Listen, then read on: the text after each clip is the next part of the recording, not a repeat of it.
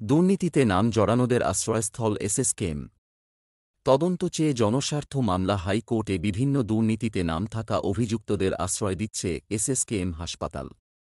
এমনই অভিযোগ তুলে জনস্বার্থ মামলা দায়ের হল কলকাতা হাইকোর্টে। রাজ্যের অন্যতম গুরুত্বপূর্ণ সরকারি হাসপাতালেই চিকিৎসা পরিষেবার অপব্যবহার হচ্ছে বলে ওই মামলায় অভিযোগ করা হয়েছে। এ নিয়ে আদালতের হস্তক্ষেপের আর্জি জানিয়েছেন মামলাকারী। ওই মামলাটি করেছেন আইনজীবী রমাপ্রসাদ সরকার। হলফনামায় তাঁর দাবি, চিকিৎসার প্রয়োজন নেই অথচ ওই হাসপাতালে প্রভাবশালীরা বেড, শয্যা দখল করে রেখেছেন। সেখানে তাঁদের ভণ্ড চিকিৎসা চলছে। অসুস্থ সাধারণ মানুষ বেড পাচ্ছেন না। আশঙ্কাজনক রোগীরাও উপযুক্ত চিকিৎসা পাচ্ছেন না। মামলাকারীর আবেদন, ওই হাসপাতালে চিকিৎসাধীন অভিযুক্তদের সমস্ত মেডিকেল রিপোর্ট প্রকাশ্যে আনা হোক। তা যাচাই করা হোক কেন্দ্রীয় সরকারের কোনো হাসপাতালকে দিয়ে।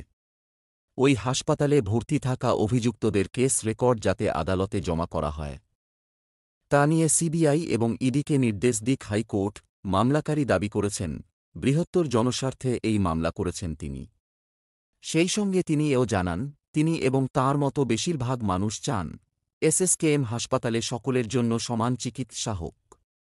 প্রভাবশালীদের অতিরিক্ত গুরুত্ব যেন না দেওয়া হয়। সংশ্লিষ্ট মামলাটি আগামী জানুয়ারি মাসের প্রথম সপ্তাহে প্রধান বিচারপতি টি.এস. শিবজ্ঞানম এবং বিচারপতি হিরণ্ময় ভট্টাচার্যের ডিভিশন বেঞ্চে শুনানির সম্ভাবনা রয়েছে।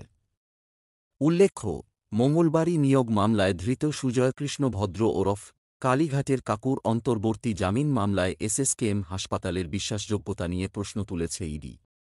তারা দাবি করেছে, চিকিৎসার প্রয়োজন না পড়লেও সুজয়কৃষ্ণকে হাসপাতালে রেখে দেওয়া হচ্ছে। কিন্তু সুজয়কৃষ্ণের সামান্য মানসিক চাপ ছাড়া আর কোনো সমস্যা নেই। ইডির আইনজীবীর কথায়, সেখানে তিনি আরামে রয়েছেন। ভিডিও ফুটেজে দেখা গিয়েছে, গল্প করছেন, বাইরের ভালো খাবার খাচ্ছেন। ওই মামলাতেও অভিযুক্তের মেডিকেল রিপোর্ট তলব করেছে হাইকোর্ট।